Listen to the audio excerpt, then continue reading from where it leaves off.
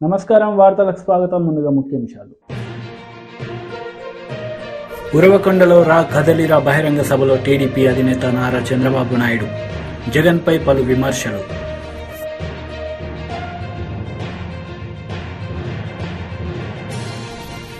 సంగివలస భీమిలిలో ఉత్తరాంధ్ర ప్రాంత పార్టీ కార్యకర్తలతో AP CM Jagan బహిరంగ సభ.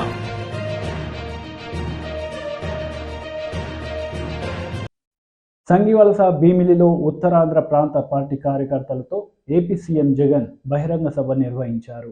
ఈ సందర్భంగా ఆయన ప్రసంగించారు. చిత్తుల పద్మవ్యూహం కనిపిస్తా ఉంది అక్కడ, కానీ పద్మవ్యూహంలో చిక్కుకొని వారి బాణాలకు బలైపోవడానికి ఇక్కడ ఉన్నది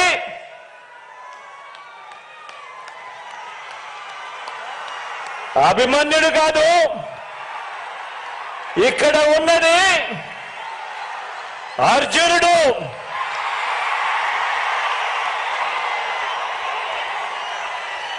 ఆ అర్జునుడికి తోడు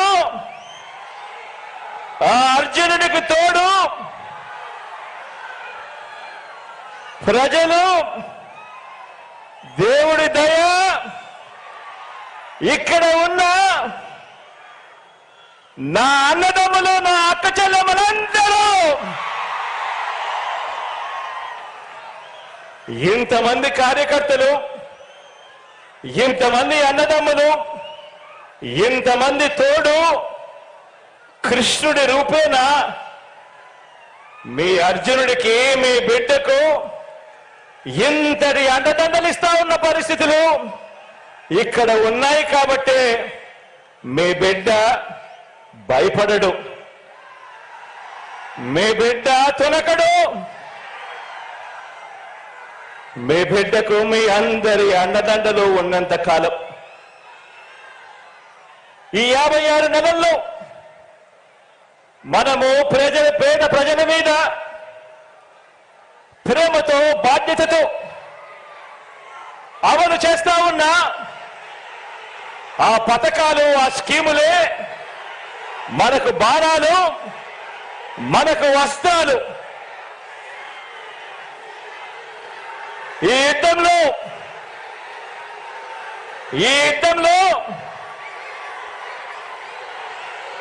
175కు 175 టార్గెట్, 175కు 175 వైఎస్ఆర్ కాంగ్రెస్ పార్టీ టార్గెట్. ఈ యుద్ధంలో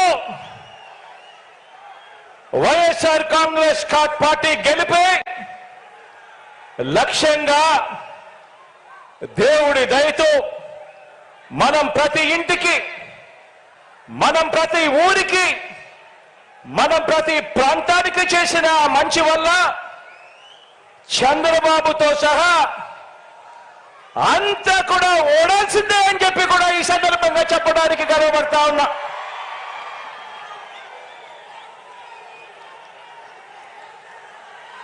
మనకు అంతటి గొప్ప విజయాన్ని అందించే అంశాలేమిటో మీ అందరితో కూడా పంచుకునేందుకు ఇక్కడ ఈ భీముని పట్నంలో ఈరోజు సమావేశమయ్యాం. ఇక్కడ అందరం కూడా ఈ సమావేశం 2024 ఎన్నికల్లో మన పార్టీ జైత్ర యాత్రకు మరో 25 ఏళ్ల పాటు మన సంక్షేమ, అభివృద్ధి పాలన కొనసాగింపునకు సన్నాహక సమావేశం ఈరోజు ఇక్కడ ఈ భీముని పట్నంలో జరుగుతా ఉంది. ఈ సమావేశం మన పార్టీని భుజాన మోస్తా ఉన్న కార్యకర్తలు, లీడర్లు, అభిమానులకు, ఆత్మీయులకు మరింత ఆత్మవిశ్వాసం నింపే సమావేశం ఈ రోజు ఈ భీముని పట్నంలో జరుగుతా ఉంది. ఈ సమావేశం మేనిఫెస్టో ద్వారా మనం ఇచ్చిన ప్రతి మాట అధికారంలోకి వచ్చిన తరువాత త్రికరణ శుద్ధితో ఆ మేనిఫెస్టోలో చెప్పిన ప్రతి మాటను నెరవేరుస్తూ ఆ మేనిఫెస్టోను ఒక బైబిల్గా, ఆ మేనిఫెస్టోను ఒక భగవద్గీతగా, ఆ మేనిఫెస్టోను ఒక ఖురాన్గా భావిస్తూ ఏకంగా 99% హామీలను నెరవేర్చిన పార్టీగా మీతో నా ఆలోచనలను పంచుకునేందుకే ఈ సమావేశం. గతంలో ఎప్పుడైనా కూడా గమనిస్తే ఎన్నికలకు ముందు పార్టీలు మేనిఫెస్టో అని చెప్పి, ఎన్నికల ప్రణాళిక అని చెప్పి రిలీజ్ చేస్తాయి. ఎన్నికలు అయిపోయిన తర్వాత చెత్తబుట్టలో వేస్తా ఉన్న సాంప్రదాయాన్ని మనం చూసాం. మొట్టమొదటిసారిగా నేను చెప్తా ఉన్నా, మీ బిడ్డ ప్రభుత్వం దాన్ని మార్చింది అని చెప్పి.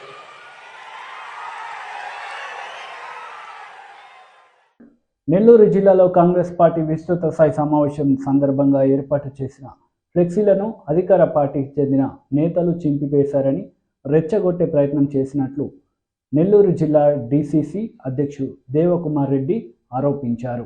ఈ ఘటనపై ఏపీసీసీ చీఫ్ వైఎస్ షర్మిలారెడ్డి ఆగ్రహం వ్యక్తం చేశారు. అదానికి శాశ్వతంగా రాసిచ్చేశారు అంటే ఇది అన్యాయం కాదా? రాజశేఖర రెడ్డి గారు ఉద్దేశించిన సంక్షేమ పాలన ఇది ముమ్మాటికి కాదు. గంగవరం పోర్టు అలా తయారైతే ఇక్కడ కృష్ణపట్నం పోర్టుకు సంబంధించిన కార్మికులు ఎంతో మంది ఉన్నారు. ఈ పోర్టులు కూడా మొత్తం అదానికి కట్టబెట్టారు. వాళ్ళేమో ఇక్కడ నుంచి కంటైనర్ టెర్మినల్ మొత్తము తొలగిస్తారట. ఇది మొత్తం బల్క్ కార్గోగా చేస్తారట. ఆ ప్రమాదం ఉంది. అదే కనుక జరిగితే 10,000 కుటుంబాలు రోడ్డున పడతాయి అని వీళ్ళ ఆవేదన. ఇది ఎక్కడి న్యాయం? ఇది ఎక్కడి న్యాయం? వాళ్ళు స్థానికులు, ఇక్కడ ఉద్యోగాలు చేసుకుంటున్నారు, ఇక్కడ బ్రతుకుతున్నారు. కృష్ణపట్నం పోర్టు మీద వాళ్ళు, వాళ్ళ తల్లిదండ్రులు అందరూ బ్రతికిన వాళ్ళు. దాని మీద మీరు అదానికి ఇస్తే వాళ్ళేమో ఇష్టానుసారంగా నిర్ణయాలు తీసుకుంటుంటే, వాళ్ళు మిగతా పోర్టులను డెవలప్ చేసుకోవడానికి ఈ పోర్టులో ఉన్న కంటైనర్ టెర్మినల్ తగ్గించి దీన్ని బల్క్ కార్గోగా చేస్తే పాపం ఇంతమంది ఉద్యోగాలు పోతాయి. మాకు ఈ రోజు కనీసం ఉద్యోగ భద్రత లేదు అని మొత్తుకుంటున్నారే. ప్రభుత్వానికి వీళ్ళకు బదిలీ చేయాల్సిన, సమాధానం చెప్పాల్సిన అవసరం లేదా? మరి ఏం సమాధానం చెప్తున్నారు? కనీసం మినిస్టర్ దగ్గరికి పోతే కనీసం పలకను కూడా పలకటం లేదట. మరి 10,000 మంది జీవితాలతో ఆడుకున్నట్టు కదా. ఇలా కృష్ణపట్నం పోర్ట్ అయినా, గంగవరం పోర్ట్ అయినా ఇలా ఏకంగా అదాని లాంటి వాళ్ళకి ఇచ్చేసుకుంటూ పోతే మన రాష్ట్రంలో ఇంకా ఏం మిగులుతుంది? మనకంటూ ఏముంటుంది? ఇప్పటికైనా మనకంటూ ఏముంది? మనకు రాజధాని ఉందా? ఒక పోలవరం ఉందా? పెద్ద పెద్ద పరిశ్రమలు ఉన్నాయా? ఇప్పటికే ఏమీ లేదు. ఇక ఉన్నాయి కూడా ఇచ్చేసుకుంటూ పోతే ఇక ఏం మిగులుతుంది మన భవిష్యత్తుకు, మన భవితకు, మన బిడ్డలకు? అందుకే చెప్తున్నాం, ఆలోచన చేయండి. కాంగ్రెస్ ప్రభుత్వం ఒక్కటే ప్రజలకు న్యాయం చేయగలదు. ఈ ప్రజలకు న్యాయం చేయడానికి మాత్రమే రాజశేఖర రెడ్డి బిడ్డ ఈ రోజు ఆంధ్రప్రదేశ్ రాజకీయాల్లో ఉంది. మళ్ళీ చెప్తున్నా, ఎవరు బెదిరించినా బెదిరే వాళ్ళం కాదు. ఈరోజు మా ఫ్లెక్సీలను తొలగించారు, ఈరోజు మా బోట్లను తీసేశారు, మా కార్యకర్తలను బెదిరించారు. ఆఖరికి వాళ్ళ గుండాలే కాదు, వైసీపీ గుండాలే కాదు, ఆఖరికి కలెక్టర్తో సహా మమ్మల్ని అడ్డుకోవడానికి ప్రయత్నిస్తున్నారు. అంటే మేమంటే భయపడుతున్నట్టే కదా లెక్క. వైసీపీకి భయం పుట్టుకుందనే కదా లెక్క. నన్ను ఇంతగా దూషిస్తున్నారే, సోషల్ మీడియాలో నన్ను తిట్టిపోస్తున్నారే, ఇంతగా అడ్డుకుంటున్నారే, మరి మీ వెన్నులో వణుకు పుట్టింది అనడానికి ఇంతకంటే పెద్ద సాక్ష్యం ఏం కావాలి? ఇక్కడ ఉన్నది రాజశేఖర రెడ్డి రక్తం. పులి కడుపున పులే పుడుతుంది. ఎవ్వరికి బెదిరేది లేదు. ఇక్కడ ప్రజలకు మేలు చేయాలని వచ్చాము. మేలు చేసేంత వరకు ఆగేది కూడా లేదు. నేను రెడీ. మీరు రెడీయా? నేను రెడీ. మీరు రెడీయా? నేను రెడీ. మీరు రెడీయా? ఉరవకొండలో రా కదలిరా బహిరంగ సభలో టీడీపీ అధినేత నారా చంద్రబాబు నాయుడు పాల్గొన్నారు. ఈ సందర్భంగా సీఎం జగన్పై పలు విమర్శలు చేశారు. కార్యక్రమానికి వచ్చినటువంటి తెలుగుదేశం జనసేన నాయకులు కార్యకర్తలకు అనంతపూర్ పార్లమెంటుకు సంబంధించిన ప్రజలందరికీ పేరు పేరున నా నమస్కారాలు, అభినందనలు, శుభాభినందనలు. ఉరవకొండలో రా కదిలిరా పిలిపిస్తే ఒక చరిత్ర సృష్టించిన మిమ్మల్ని అందరినీ మనస్ఫూర్తిగా అభినందిస్తున్నా, మనస్ఫూర్తిగా ధన్యవాదాలు తెలియజేసుకుంటున్నాను. నేను ఈరోజు వచ్చింది ఈ కార్యక్రమంలో మిమ్మల్ని చైతన్యవంతులు చేయడానికి వచ్చాను. భవిష్యత్తుకు ఏ విధంగా ముందుకు పోవాలి, ప్రజల్లో ఏ విధంగా, ఇది చూస్తే నా పూర్వ జన్మ సుకృతంగా నేను భావిస్తున్నా. ఈ ఉరవకొండలో స్పష్టమైన మార్పు కనపడుస్తా ఉంది. తెలుగుదేశం జనసేన గాలి వీస్తా ఉంది. మొన్ననే ఇక్కడ ముఖ్యమంత్రి జగన్ మీటింగ్ పెట్టాడు. దానికి సాక్షులు ఈ పోలీసులే. ఆ మీటింగ్ కి మీటింగ్ పోలికే లేదు. అవునా కాదా? అది తోలిన జనం, కూలీ జనం. ఇది స్వచ్ఛందంగా వచ్చిన ప్రజా చైతన్యం. ఈ ఉత్సాహం చూస్తే ఇంకా జగన్ కు నిద్ర రాదు. 74 రోజులు ఇంక నిద్రే లేదు తనకి. ఎక్కడికి పోయినా ప్రజలే చెప్పబోతున్నారు, చీ నువ్వు మాకొద్దని. ఆ పరిస్థితికి వచ్చాడు. అందుకే 2014 కాదు, 2024 14 కంబైన్డ్ జిల్లాలో గెలిచి చరిత్ర సృష్టించబోతున్నాం. ఒకసారి మొన్ననే జగన్మోహన్ రెడ్డి ఓటమిని ఆమోదించాడు. ఆయనకు కూడా అర్థమైపోయింది. సర్వేలు వచ్చాయి. ఎంత గర్వంగా ఉన్నాడు. ఈ రోజు ఏ విధంగా మాట్లాడుతున్నా మీరు చూస్తే 2021లో ఎవరు నా ఎంట్రుక పీకలేరన్నాడు. అన్నాడా లేదా? జ్ఞాపకం ఉందా మీకు?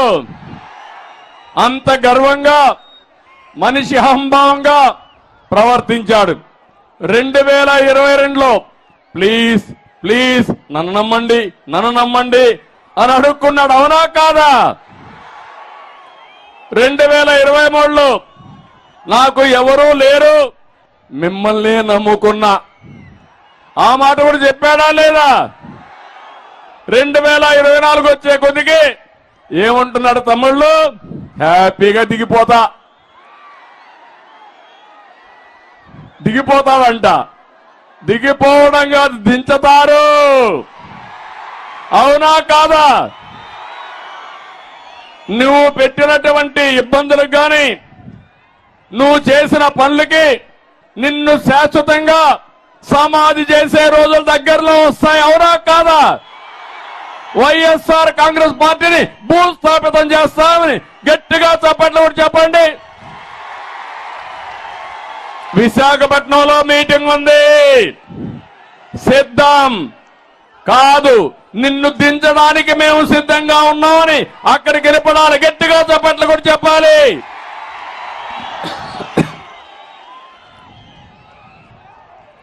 తమ్ముళ్ళు, ఆడబిడ్డలు, మీరు ఒక్కసారి ఆలోచించండి.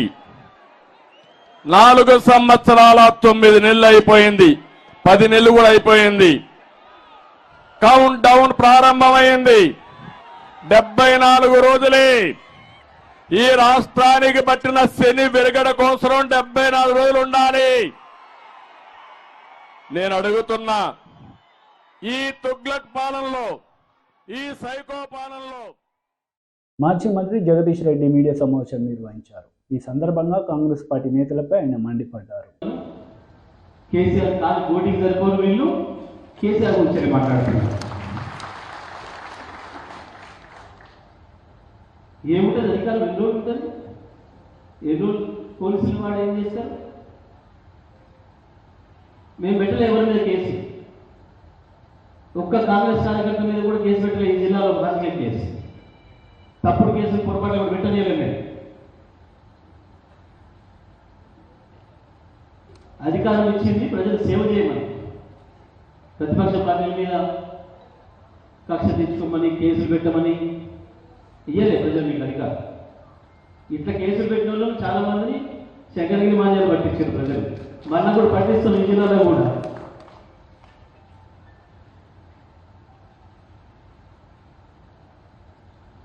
మీకు భయం, మాకు ఎప్పుడు భయం ఉండదు.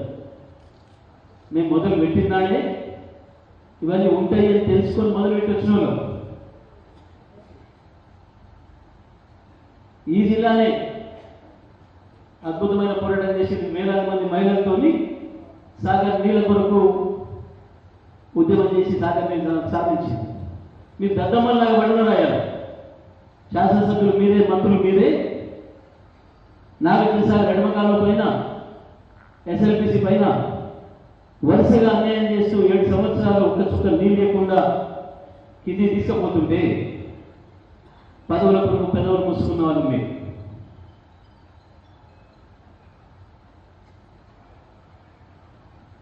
పులిచిత్ర కాంట్రాక్ట్ కొరకు రాజశేఖర రెడ్డి కాలు పట్టుకొని నల్గొండ జిల్లాను నాశనం చేసింది మీరు. కృష్ణా జిల్లాని అడ్డగోలుగా కాలు దొరుకుకొని 60,000 క్యూసెక్కులు తీసుకుపోతుంటే రాజశేఖర రెడ్డికి హారతులు పట్టిన మీరు. నల్గొండను నాశనం చేసి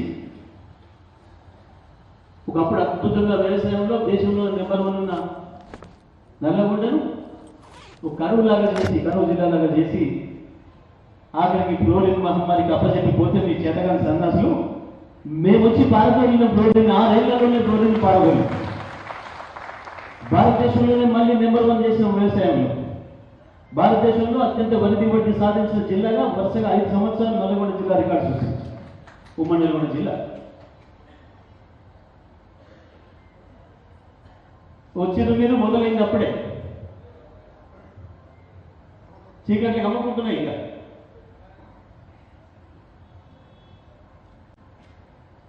తీయండి పోటీపడి మాతో వరిధాన్యంలో మేము సాధించిన రికార్డు అధిగమించాలి. మీకు చేతనైతే, నీకు దమ్ముంటే నీకు పరిపాలన చేయొస్తుంది. ఆడలేక మంది రోడిందని ఇయ్యడం చేతగాక, హామీలు నెరవేర్చడం చేతగాక ప్రజలకి కేసీఆర్ చేపట్టే కరెంట్ వస్తలేదు, కేసీఆర్ చేపట్టే రుణమాఫీ చేస్తలేదు, కేసీఆర్ చేపట్టే అది రైతు బంధు వస్తలేదు,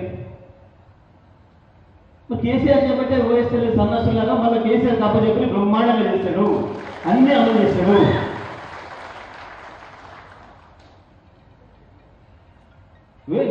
నేను చేస్తాను ఊరికొస్తుంది. అప్పచెప్తే మీకు భూమి మేడమే కానివ్వండి ఏడ్చుకోబోతున్నావు. ఎమ్మెల్సీ సి రామచంద్రయ్య, టీడీపీ నాయకులు వెలగపూడి గోపాలకృష్ణ ప్రసాద్ మీడియా సమావేశం నిర్వహించారు. ఈ సందర్భంగా పలు అంశాలపై ఆయన మాట్లాడారు. నాకు తగినంత సమయం ఇవ్వాల్సిన అవసరం ఉంది వాళ్ళు, కానీ ఆ రూల్కు అగెన్స్ట్గా I'm forced to appear before the chairman. Virtually I'm forced.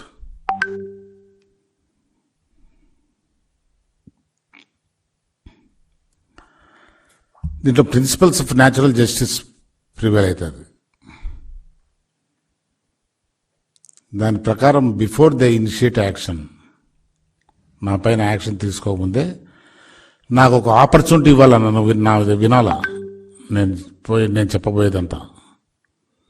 అటువంటి అవకాశం ఇవ్వకుండానే వాళ్ళు యాక్షన్ తీసుకునేటువంటి ప్రయత్నం చేస్తున్నారు. ఒకటి, చట్ట ప్రకారం నేను I'm entitled to get time. రెండవది, my wife is in a critical stage health కండిషన్స్లో. నేను ఆ పరిస్థితుల్లో టైం అడిగితే టైం ఇచ్చేదానికి కూడా మీరు ఇంత అన్హ్యూమన్గా పోవటం చాలా దారుణంగా ఉంది. అది అంటే ఎంత విండిక్టివ్గా పోతున్నారు, ఇంత విండిక్టివ్గా పోవాల్సిన నెసిటీ ఉందా? నేనేం కాన్స్టిట్యూషనల్ వైలేషన్ చేయలేదు. నేను మెంబర్గా రాజ్యాంగం పైన ఓత్ తీసుకున్నా కౌన్సిల్లో. నేను కౌన్సిల్లో ఏమీ కాన్స్టిట్యూషనల్గా వైలేషన్ చేయలేదు, ఎనీ విప్ని డిఫై చేయలేదు.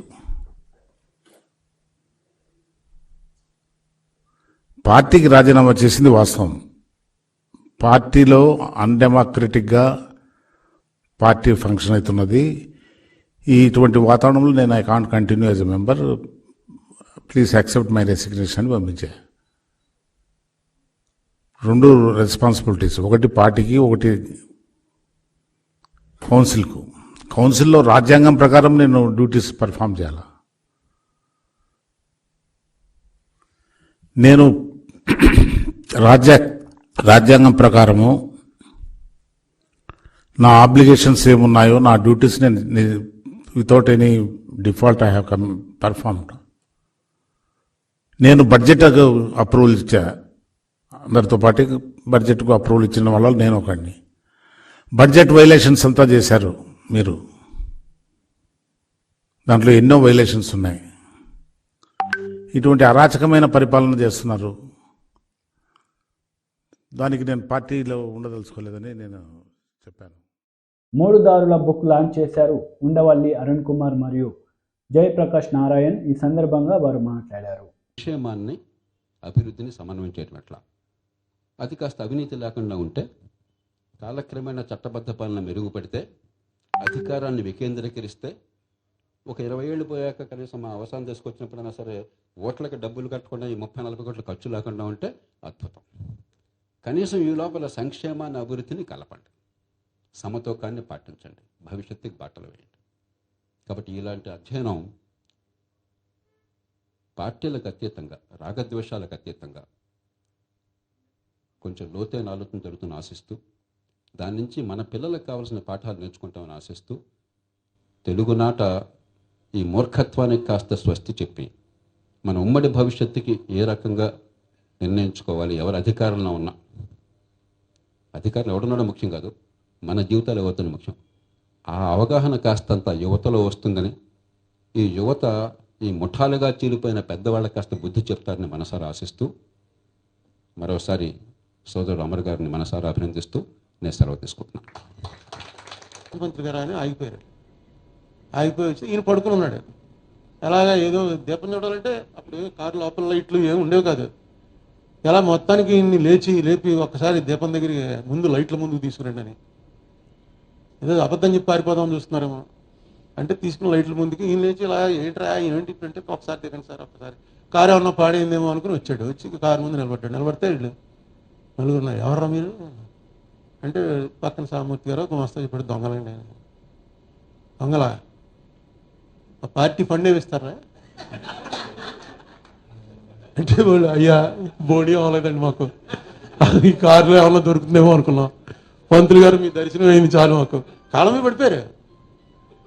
ఏంటి దొంగతనం? ఆ రోజులో దొంగతనం చేయడానికి ఎడ్యుకేషన్ ఇచ్చే వాళ్ళు కొంతమంది ఒక జాతి ఉండేవారు, వాళ్ళు దొంగతనాలు చేసుకునే బతికేవారు. అలాగా ఏమీ తెలియని వాళ్ళకు కూడా టంగుటూరు ప్రకాశం పంతులను చూసావరా అనేటప్పటికి కాళ్ళ మీద పడిపోయి దానికోసం బతికారు పొలిటీషియన్స్.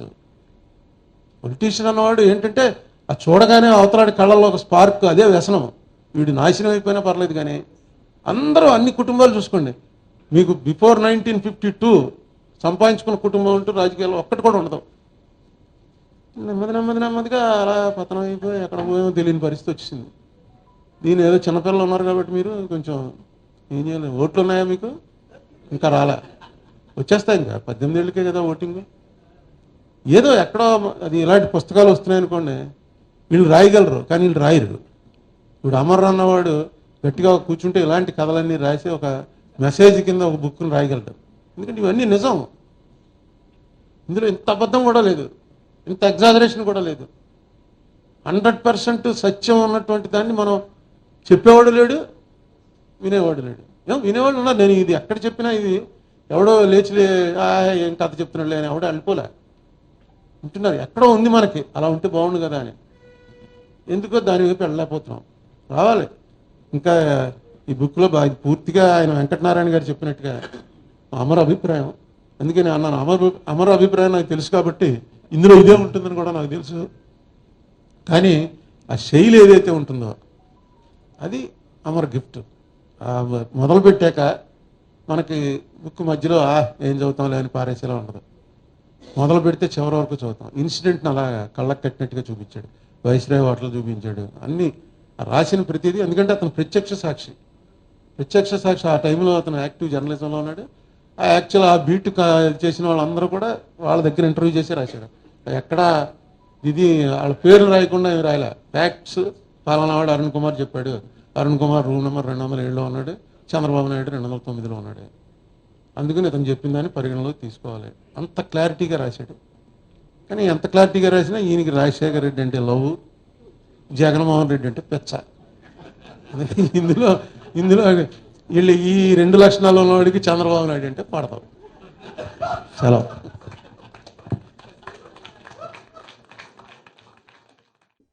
వార్తలు ముగించే ముందు ముఖ్యాంశాలు మరోసారి. ఉరవకొండలో కదలిరా బహిరంగ సభలో టీడీపీ అధినేత నారా చంద్రబాబు నాయుడు. జగన్పై పలు విమర్శలు.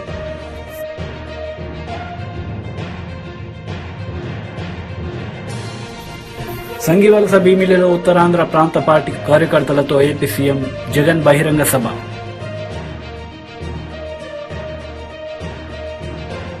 ఈ వార్తలు ఇంతతో సమాప్తం. తిరిగి ప్రసారమయ్యే వార్తలు మళ్ళీ కలుద్దాం. అంతవరకు సెలవు. నమస్తే.